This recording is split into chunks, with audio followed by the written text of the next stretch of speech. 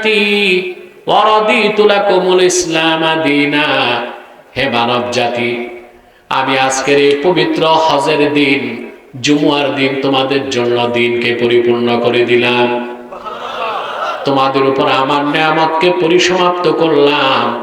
আর কিয়ামত পর্যন্ত শুধু মুহাম্মদ সাল্লাল্লাহু আলাইহি সাল্লামের রক্ত ঝরা দিনকে আমি আল্লাহ মনোনীত করলাম। সুবহানাল্লাহ। আমি সংক্ষিপ্ত তরজমা ব্যাখ্যার সাথে করলাম, আপনারা কি বুঝে গেছেন? না ভাই, এত সহজ না। আমি একটা কথা বলছি, অনুধাবন করতে পারবেন এই আয়াতের ওজন কত বেশি। তাফসীর মাদারিকে এসেছে, হাদিসটি সুনান তিরমিজিতেও আছে ভিন্ন ভিন্ন শব্দে, হাদিসটি বুখারীতেও আছে ভিন্ন শব্দে। আল্লাহর হাবিবের আপন চাচাতো ভাই আব্দুল্লাহ ইবনে আব্বাস রাদিয়াল্লাহু তাআলা আনহুমা, তিনি একদিন কোরআন কারীম সূরা মায়দা তেলাওয়াত করছিলেন। ওনার সামনে মুসলমানদের সঙ্গে অনেক বড় বড় ইহুদি পণ্ডিতরাও বসেছিল। কি আশ্চর্য বিষয়, রাসূলুল্লাহর জমানায় আবু জেহেলের মতো কাফেররাও কোরআন শুনতো, ইহুদিরাও কোরআন শুনতো। আর ১৫০০ বছর পরে এমন কিছু নামদারি মুসলমান বুদ্ধিজীবী বাংলাদেশে আছে, রবীন্দ্রসঙ্গীত ভালো লাগে, কোরআনের আওয়াজ খুলে যায়, আগুন ধরায় দেয়। আছে না? শান্তিনিকেতন থেকে বাংলা সাহিত্যে ডক্টর হয়ে আসছে, রবীন্দ্রসঙ্গীত ভালো লাগে, আজান ভালো লাগে না, হামদনাথ ভালো লাগে না, কোরআনের তেলাওয়াত ভালো লাগে না। আবু জেহেলের মতো একটা নিকৃষ্ট কাফের কোরআনকে বিশ্বাস করত না, কিন্তু আসাহুস সিয়র, সিরাতের কিতাবে আব্দুর রব দানাপুরি রাহমাতুল্লাহ লেখেন, আবু জেহেল, আবু লাহাব, আবু সুফিয়ান, হেন্দা, উম্মে জামিল, এইসব কুরাইশ বংশের কাফের নরনারী শেষ সাথে অপেক্ষায় থাকতো রাসূলুল্লাহ কখন কাবার হাতিমে কোরআন তেলাওয়াত করবেন। একদিকে আল্লাহর হাবিব কাবার হাতিমে নামাজে কোরআন তেলাওয়াত করতেন, আর চুপে চুপে আবু জেহেল, আবু লাহাব, উতবা, শাইবা, মুগীরা পিছনে দাঁড়ায় কোরআন শুনে তন্ময় হয়ে রাত কাটায় দিত। কখন যে ভোর হয়ে যেত টের পেত না। সেই যুগে ১৫০০ বছর আগে মাতৃভাষা যাদের আরবি ছিল, তারা আল্লাহর কোরআন শুনে রাত পার করে দিত। আর আজকে আমার দেশে এমন মুসলমান আছে তথাকথিত প্রগতিশীল, কোরআনের আওয়াজ ভালো লাগে না, ওয়াজ মাহফিলের আওয়াজ ভালো লাগে না, ডিজে পার্টি ভালো লাগে, বৈশাখী গান ভালো লাগে, আউল বাউল ফাউল এগুলো খুব মজা লাগে। এখন বলেন নিকৃষ্ট কোনটা বেশি, আবু জেহেল না এগুলো? জোরে বলতে হবে। সাহাবায়ে কেরাম যখন কোরআন শরীফ পড়তেন, ইহুদিরাও বসে কোরআন শুনত। আব্দুল্লাহ বিন আব্বাস তেলাওয়াত করতেছিলেন সূরা মায়দা থেকে। আমি যে আয়াতের ব্যাখ্যা করছি, ঠিক এই আয়াতে আসার পর মদিনা মুনাওয়ারায় তৎকালে ইহুদি ধর্মের সবচেয়ে বড় আলেম দাঁড়ায় গেছে। তাফসীরের কিতাবে তিরমিজিতে, বুখারীতে নামটা আসে নাই, ওই ইহুদি আলেমের নাম কি ছিল? আহমদ বিন হাম্বল তার মুসনাদে নামটা উল্লেখ করছে, ওই ইহুদি আলেমের নাম ছিল কাবুল আহবার। কি নাম? এই কাবুল আহবার সবচেয়ে বড় আলেম ছিল। এই লোকটা দাঁড়ায় গেছে, অবাক হয়ে বললেন, আব্দুল্লাহ বিন আব্বাস, এই রকম একটি আয়াত কোরআনে আল্লাহ নাজিল করেছেন আমি তো পূর্বে শুনি নাই। লাউ নাযালাত হাযিহিল আয়াতু আলাইনা লাত্তাখাযনা যালিকাল ইয়াওমা ঈদা। যদি এই রকম একটা আয়াত আল্লাহ আমাদের নবী মুসার উপর তাওরাত কিতাবে নাজিল করতেন, খুশির আতিশয্যে আয়াত নাজিলের দিনটারে আমরা ঈদের দিন বানায় ফেলতাম। আমরা কি বানাতাম? সুবহানাল্লাহ। এখন আব্দুল্লাহ বিন আব্বাস কি জবাব দিয়েছেন যে না, আমাদের ঈদ দুইটাই, আর ঈদ বানানোর সুযোগ নাই নাকি? কি জবাব দিয়েছেন? হযরত আব্দুল্লাহ বিন আব্বাস জবাব দিলেন, قال والله إنها نزلت على رسول الله صلى الله عليه وسلم في يوم عيدين يوم عرفة ويوم جمعة আল্লাহর কসম রে ইহুদি, তুমি জানো না এই আয়াতটা আল্লাহ তার হাবিব মুহাম্মদ সাল্লাল্লাহু আলাইহি সাল্লামের উপর নাজিল করেছেন এমন একদিন যেই দিন ডবল ঈদ হয়েছে। দিনটা ছিল হজের দিন, দিনটা ছিল জুমার দিন। তাহলে এই আয়াতের ফজিলত কত বেশি তা কি একটু হইলেও টের পাইছেন? কথা বলে না। প্রশ্ন হচ্ছে কেন বিদায় হজ্জে, জুমার দিন, হজের দিন রাসূলুল্লাহর সামনে লক্ষাধিক সাহাবীর উপস্থিতিতে এই আয়াত কেন নাজিল হলো? প্রশ্ন আসে না? জবাবটা হচ্ছে আল্লাহ রাব্বুল আলামিন এই আয়াতে বলতে চাইলেন আল্লাহ তার দ্বীনের প্রচার শুরু করেছেন আদমের মাধ্যমে, ঠিক না? কথা বলে না। একের পর এক পয়গম্বর এসেছেন, 1 লক্ষের উপর পয়গম্বর হাজার হাজার বছর দ্বীনের দাওয়াত দিয়েছেন, দ্বীন পরিপূর্ণ হয় নাই। কিন্তু আল্লাহর আখিরি নবী মুহাম্মদ সাল্লাল্লাহু আলাইহি ওয়াসাল্লাম 1500 বছর আগে মাত্র 23 বছর দ্বীনের দাওয়াত দিয়েছেন। মক্কায় 13 বছর, মদিনায় 10 বছর। লাখের উপর নবীর হাজার হাজার বছরের দাওয়াতে যেই দ্বীন পরিপূর্ণ হয় নাই, আল্লাহর হাবিবের 23 বছরের মেহনতের কারণে সেই দিন আল্লাহ পরিপূর্ণ করে দিলেন। তাহলে বোঝা যায় লাখের উপর পয়গম্বরের হাজার হাজার বছরের মেহনতকে এক পাল্লায় দিলেও আল্লাহর আখিরি নবীর 23 বছরের মেহনতের ওজন বেশি হয়ে যাবে। সুবহানাল্লাহ। লাখের উপর নবী হাজার হাজার বছর দিনের দাওয়াত দিয়েছেন, দিন পরিপূর্ণ। আর রাসূলুল্লাহ দাওয়াত দিয়েছেন, জোরে বলেন, দিন আল্লাহ কি করছেন? পূর্বের পয়গম্বরের কাছে দিনের পেগাম নিয়ে, পূর্বের পয়গম্বর কারো কাছে জিবরিল এসেছেন 10 বার, হযরত ইব্রাহিমের কাছে এসেছেন 10 বার, কোন পয়গম্বরের কাছে 15 বার, কারো কাছে 300 বার। সবচেয়ে বেশি মুসা পয়গম্বরের কাছে এসেছেন 415 বার। আর আল্লাহর আখিরি নবী আমার নূর নবীজি মুহাম্মদ সাল্লাল্লাহু আলাইহি সাল্লামের কদমে এই দিনের দাওয়াত পৌঁছাতে জিবরিল এসেছেন 24,000 বার। আল্লাহু আকবার। মুসলমান, তুমি টের পাও না যে আল্লাহ তার হাবিবের উম্মত বানাই দিয়েছেন তোমাকে? তুমি অনুধাবন করতে পারো না যে এই মহান দিন ইসলামের অনুসারী হিসেবে আল্লাহ তোমাকে কবুল করেছেন? বলেন সুবহানাল্লাহ। রাসূলুল্লাহর কাছে জিবরিল কতবার এসেছেন? 24,000 বার। বলেন সুবহানাল্লাহ। পূর্বের নবী কারো কাছে এসেছেন 10 বার, কারো কাছে 15 বার, কারো কাছে 300 বার, কারো কাছে 400 বার। রাসূলুল্লাহর কাছে জিবরিল এই দ্বীনের পেগাম নিয়ে এসেছেন কতবার? 24,000 বার। বলেন সুবহানাল্লাহ। রাসূলুল্লাহর 23 বছরের মেহনতের কারণে দ্বীনকে আল্লাহ কি করলেন? সুবহানাল্লাহ বলবেন। এই দিন, এই দিনের নাম হচ্ছে ইসলাম। নাম কি? আল্লাহ কর্তৃক মনোনীত এই দিনের সাথে অন্য কোন তন্ত্র মন্ত্র ধর্মের তুলনা হতে, যত ধর্ম সব রহিত হয়ে গেছে, ইসলাম আসছে সব, কথা বলে না, ইসলাম আসছে সব বাতিল। বাতিল না? আগের গুলো ডেট ফেল, আগের গুলো কি? সুবহানাল্লাহ। আল্লাহ দ্বীন ইসলামকে পরিপূর্ণ করে দিয়েছেন। পূর্বে নবীর পরে নবী আসার 3টা কারণ থাকতো। কটা কারণ? যেহেতু মুহাম্মদ সাল্লাল্লাহু আলাইহি সাল্লাম আল্লাহর শেষ নবী, সেজন্য ওনার মাধ্যমে আল্লাহ দ্বীনকে পরিপূর্ণ করে দিয়েছেন। পূর্বে নবীর পর নবী আসতো কটা কারণে?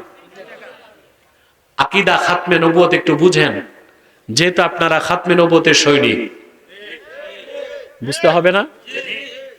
কথা বলেন। আজকে বিভিন্ন ব্যানারে সরোয়ার দিতে মহা সম্মেলন হচ্ছে, আমি স্বাগত জানাই।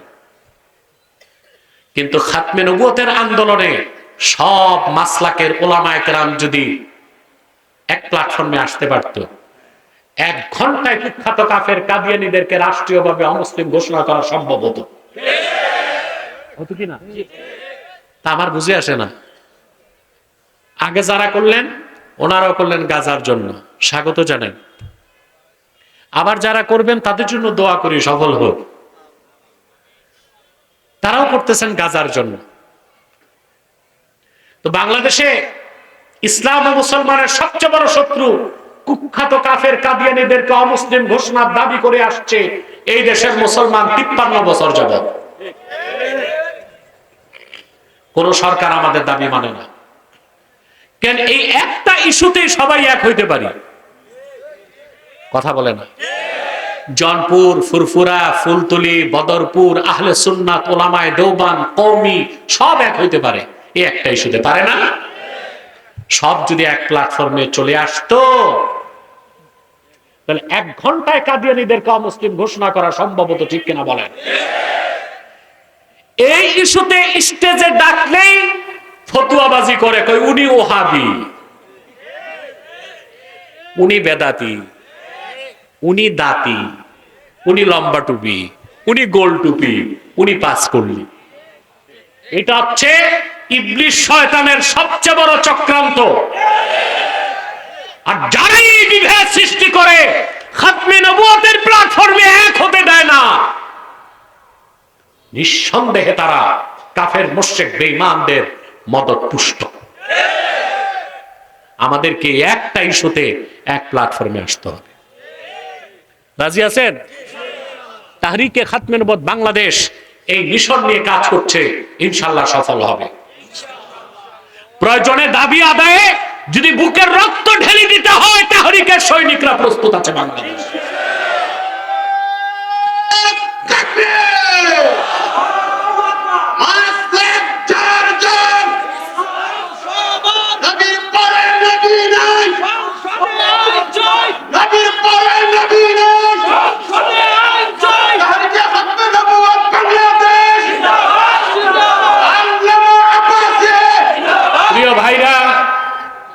নবীর পরে নবী আসার কয়টা কারণ থাকতো? জোরে মাতো না ভাই, এতক্ষণে খুশি হয়েছে, সিলেটের ভাষা খুশি। আমাদের রাত খুব একটা বেশি হয় নাই, শুধুমাত্র আপনাদেরকে দ্রুত খেদমত দিতে পারবো সেজন্য আমি ঘুরে ফিরে প্লেনে আসছি। কাজটা উল্টো হয়েছে, বাড়ি থেকে এয়ারপোর্ট যেতে 2.5 ঘন্টা, প্লেনে 1 ঘন্টা, প্লেন লেট 1 ঘন্টা, আবার এই দিক উল্টা 2 ঘন্টা। এই সব কিছু করেছি আপনাদের। এমনি আস্তে আস্তে তো রাতে 12টা বেজে যায়। আজকে আগে চলে আসছি না? কথা বলেন। আবার যেহেতু সময় ছিল, হযরত শাহজালাল রহমতুল্লাহর জিয়ারত করে এসেছি। আমি যখনই সিলেটে আসি সময় পাই, হযরত শাহজালাল রহমতুল্লাহর জিয়ারতটা করি। আল্লাহর ওলিদের রুহানি তাওয়াজ্জুর যে কি পাওয়ার, এটা আরেফ ও সালেক ছাড়া কেউ বুঝতে। সম্মানিত সুধী, তো নবীর পরে নবী আসার কয়টা কারণ থাকতো? পূর্বে একজন নবী, পূর্বে যত নবী এসেছেন সবাই ছিলেন আঞ্চলিক নবী, একটা অঞ্চলের। তখন আরেক অঞ্চলের জন্য আরেক নবী লাগতো, আল্লাহ নবীর পরে নবী পাঠাইতেন। কিন্তু আল্লাহ আখিরি নবী মুহাম্মদ সাল্লাল্লাহু আলাইহি ওয়াসাল্লামকে পাঠালেন শুধু আরববাসীর হেদায়েতের জন্য না, বিশ্ব নবী হিসেবে তামাম মানবতা, বিশ্ব মানবতার হেদায়েতের জন্য। পূর্বে নবীরা ছিলেন কেউ বনি ইসরায়েলের নবী, কেউ আমালেকার নবী, কেউ কিপ্তিদের নবী, আর মুহাম্মদ সাল্লাল্লাহু আলাইহি সাল্লাম সকলের নবী, নবীগণের নবী, নবিয়ুল আম্বিয়া। সুবহানাল্লাহ। আল্লাহ রাব্বুল আলামিন বলেন, কুল ইয়া আইয়ুহান নাসু ইন্নী রাসূলুল্লাহি ইলাইকুম জামিআ। প্রিয় রাসূল মুহাম্মদ সাল্লাল্লাহু আলাইহি ওয়াসাল্লাম, আপনি বলুন, হে মানব জাতি, আমি তোমাদের গোটা বিশ্ব মানবতার হেদায়েতের জন্য আল্লাহর রাসূল হিসেবে এসেছি। সেজন্য রাসূলুল্লাহকে পাঠিয়ে আল্লাহ নবুয়তের রিসালাতের দরজা বন্ধ করলেন, দ্বীনকেও পরিপূর্ণ করে দিলেন। সুবহানাল্লাহ কইবেন না?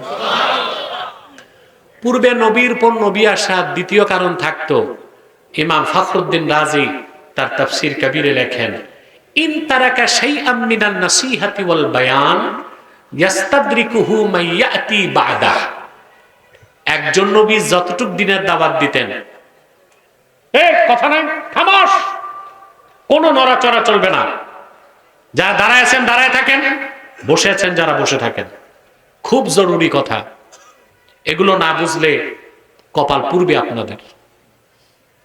শুনতেছেন? পূর্বে একজন নবী দিনের দাওয়াত দিতেন, আল্লাহর পক্ষ থেকে মৃত্যুর পরোয়ানা আসতো, নবী চলে যেতেন, বাকি রেখে কিছু, ওই বাকিটা ধরতে আরেক নবী লাগতো, আল্লাহ নবীর পর নবী পাঠাতেন। কিন্তু আল্লাহর আখিরি নবী নূর নবীজি আমার মুহাম্মদ সাল্লাল্লাহু আলাইহি ওয়াসাল্লাম কিছুই বাকি রেখে যান নাই। তিনি আল্লাহর পক্ষ থেকে 23 বছর দাওয়াত দিয়ে এমন একটা দিন রেখে গেলেন যা আল্লাহ পরিপূর্ণ করে দিয়েছেন, পরিসমাপ্ত করে দিয়েছেন। বলেন সুবহানাল্লাহ। পূর্বে নবীর পর নবী আসার তৃতীয় কারণ ছিল আল্লাহর পক্ষ থেকে যে মেসেজ আসতো, কি কিতাব বা সহিফা, ওগুলো সংরক্ষণের দায়িত্ব আল্লাহ নবীকে দিতেন, পরে দায়িত্ব পেত উম্মত। নবী যতদিন থাকতেন কিতাব ঠিক থাকতো, নবী বিদায় নিলে কিতাবে ভেজাল ঢুকত, আসমানি কিতাব ভেজাল হয়ে যেত, তার অথেন্টিসিটি হারিয়ে ফেলত। যেমন মুসা নবী ইন্তেকালের পর তাওরাত কিতাব কি ইহুদিরা রদ বদল করে দিচ্ছে। ঈসা নবী কোথায় আছে? জোরে বলতে হবে। আর খ্রিস্টানদের বিশ্বাস তাকে হত্যা করা হয়েছে, শুলবিদ্ধ করে, এবং খ্রিস্টানরা মনে করে ফিলিস্তিনেই কোথাও তার কবর আছে। এটা একটা মিথ্যা বিশ্বাস। ঈসাকে হত্যা করা সম্ভব হয় নাই। যখন হত্যা করতে গেছে, আল্লাহ ঈসাকে আকাশে তুলে নিয়েছেন। ঈসার মতো সাদৃশ্য দেখে একজনকে হত্যা করে ওরা বলল ঈসা শেষ। আল্লাহ বলেন না, যেটা মারছে এটা ঈসা না, এটা মিসা। ঈসা আমার কাছে আছে। মারছে ওটা কি? খ্রিস্টানরা আছে মিসানিয়া, মুসলমান আছে ঈসানিয়া।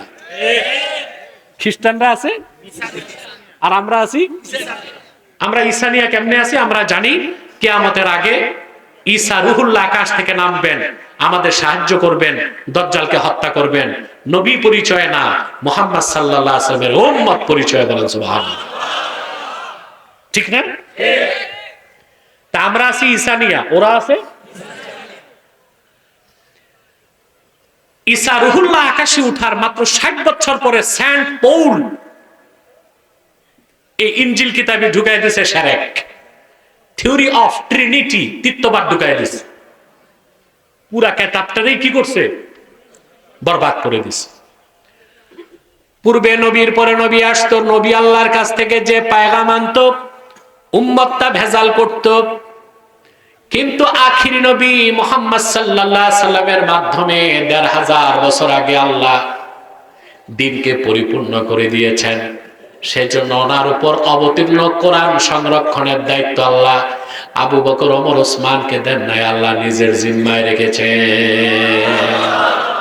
আল্লাহ বলেন আল ইয়াউমা আকমালতু লাকুম দীনাকুম ওয়া আতমামতু আলাইকুম নি'মাত। আল্লাহ বলেন ইন্না নাহনু নাযালনা যিকরা ওয়া ইন্না লাহু লাহাফিজুন।